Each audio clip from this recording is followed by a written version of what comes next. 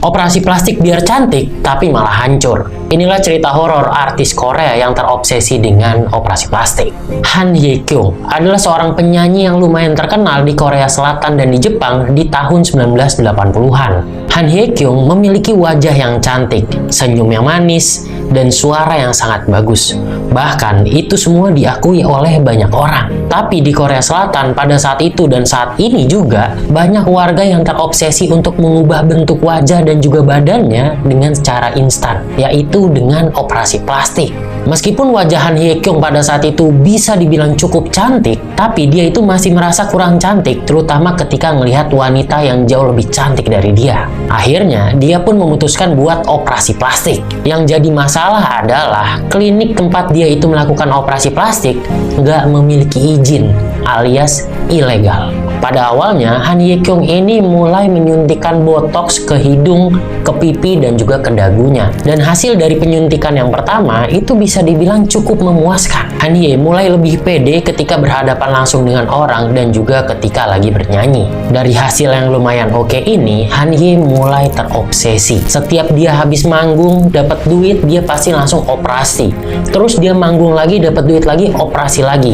Dan itu dilakukan secara terus-menerus. Hingga akhirnya ketika Han Hye mulai memasuki umur 30-an, wajahnya mulai mengalami pembengkakan. Lo bisa lihat nih, badannya itu langsing, tapi wajahnya itu gede banget. Karena ada perubahan di wajahnya yang dari tadinya cantik jadi kayak gitu, akhirnya job-jobnya dia ini mulai berkurang. Masalah ekonomi mulai menghampiri Han Hye. Tapi ya namanya lingkaran setan, Han Hye ini mikir kalau ini kan dia jadi nggak dapat job karena wajahnya kayak gini. Kalau dia itu pengen dapetin job, berarti dia harus operasi lagi. Akhirnya dia datang lagi ke klinik abal-abal tersebut dan minta dioperasi lagi. Tapi masalahnya karena dia ini nggak punya duit, dia pun memaksa dokter untuk menyuntikkan cairan lain selain botox yang efeknya itu bisa berefek kayak botox. Akhirnya dokter abal-abal itu pun ya tetap menyuntikannya walaupun nggak tahu itu zatnya apa. Keluarganya Han Hye itu sebenarnya udah memperingatkan, udah lu jangan pergi buat operasi lagi, ini udah mulai makin parah. Tapi Han Hye nggak pernah mendengarkan itu. Sampai akhirnya kondisi wajahnya pun semakin memburuk. Ekonomi juga makin buruk, dia makin nggak punya duit. Akhirnya Han Hye ini pun semakin stres, makin ngaco pikirannya, dan dia itu tetap pengen operasi plastik. Tapi karena nggak punya duit, akhirnya dia mulai bereksperimen dengan wajahnya sendiri. Awalnya dia itu mencairkan krim-krim wajahnya dia. Setelah dicairin, lalu dia mulai mencuntikkan krimnya itu ke mukanya sendiri. Semakin lama krimnya udah habis, dia nggak punya duit buat beli krim lagi, dia mulai menyuntikkan minyak goreng. Sampai akhirnya terakhir tuh dia mulai menyuntikkan semen. Iya, semen yang buat bangun rumah. Semen itu dicairin lalu disuntikin ke mukanya sendiri. Bukannya makin cantik, yang ada makin hancur. Lo lihat sendiri, yang tadinya wajahnya cantik kayak gini, lama-lama berubah menjadi kayak gini. Tebal muka manusia normal itu seharusnya cuma setebal 5 mm. Tapi wajahnya Han Hye itu tebalnya 3 cm, yang berarti sekitar 6 kali lebih tebal dari wajah manusia normal. Akhirnya Han Hye pun melakukan operasi untuk mengangkat ataupun membentulkan mukanya dia, dan setelah operasi itu, dokter berhasil mengambil zat yang nggak dikenal seberat 4 kg. Dari operasi itu pun, dari yang mukanya kayak gini, berubah jadi kayak gini. Ya walaupun nggak bisa kembali ke wajah aslinya, paling nggak ini jauh lebih baik. Ayo, siapa di sini yang mau operasi plastik? Coba dipikirin lagi, dan jangan pernah ke klinik abal-abal. Anak kosan harus hati-hati, karena ini gue dapat kiriman cerita menyeramkan yang terjadi sama anak kosan.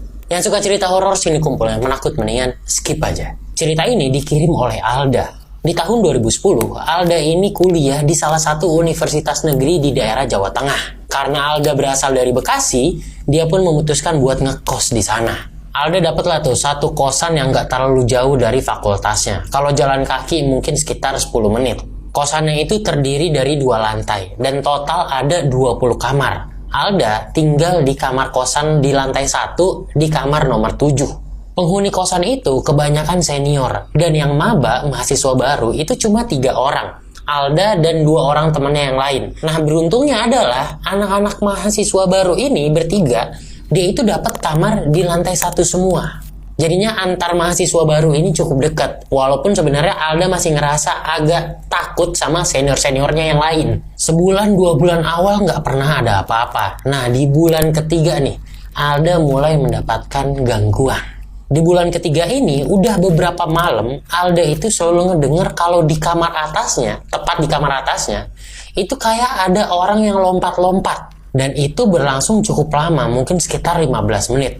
Di situ Alda itu mikir, oh ini jangan-jangan kakak senior yang di atas lagi olahraga kali ya, lagi workout. Dan karena itu jam 8 malam, jadinya Alda nggak terlalu masalah. Suara itu terus terdengar selama 4 hari. Setelah lewat 4 hari, suara itu udah nggak ada lagi. Tapi di minggu depannya, tepat di malam Jumat, Alda ini mendapatkan gangguan yang ngebuat dia itu harus pindah dari kosan itu. Jadi di malam Jumat, ketika Alda ini lagi main handphone, saat itu jam 9 malam, tiba-tiba Alda ini ngedenger lagi suara lompat-lompat di atas kamarnya. Tapi kali ini suara lompatannya itu jauh lebih kenceng, kayak memaksa ataupun emang sengaja ngegangguin si Alda. Di situ Alda ini ngedumel, ngapain sih orang ya lompat-lompat jam segini? Tapi setelah Alda ngomong kayak gitu, tiba-tiba dia itu ngedenger di langit-langitnya kamarnya dia itu ada suara yang jawab. Keganggu ya. Aduh anjir, merinding gua. Itu suara bener-bener jelas banget dan arahnya dari atas. Ngedengar suara itu, Alda itu tiba-tiba langsung merinding badannya. Gue juga merinding tuh. Karena itu suara bener-bener kedengaran jelas. Dan di situ Alda ini ngerasa aneh. Lah gue kan cuma ngedumel doang. Gak mungkin orang di atas ini bisa ngedenger omelannya Alda.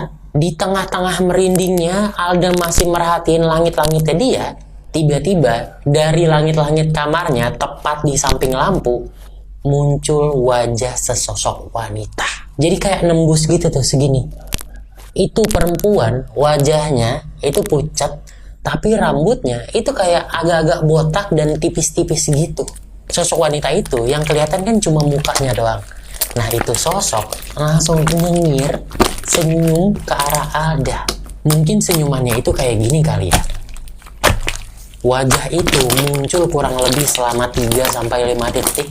Terus wajah itu balik lagi ke atas, menghilang. Di situ, aduh anjir merinding gue. Di situ Alda langsung lari ke kamar temennya yang sama-sama maba sambil nangis-nangis. Temennya yang didatengin sama Alda ya panik juga dong. Kenapa ini kok temennya nangis-nangis kayak gitu? Badannya juga menggigil parah. Ditanyain gak mau cerita, cuma nangis doang. Akhirnya temennya ini manggil-manggil penghuni kosan yang lain. Akhirnya pada datang semua, pada nenangin Alda di situ. Setelah Alda tenang, Alda ini dipaksa buat cerita. Diceritain lah semuanya. Dan kata para penghuni kosan, terutama yang di lantai 2, kamar yang berada tepat di atas Alda itu dari beberapa tahun yang lalu kosong. Dari mereka awal ngekos di situ, dari masuk kuliah, nggak pernah ada yang ngisi kamar itu. Akhirnya Alda pun memutuskan buat pindah dari kosan itu. Ayo yang kamar kos di samping, di atas, dan di bawahnya kosong, hati-hati ya. Kalau lu suka dengerin cerita horor, harus banget mampir ke YouTube gua.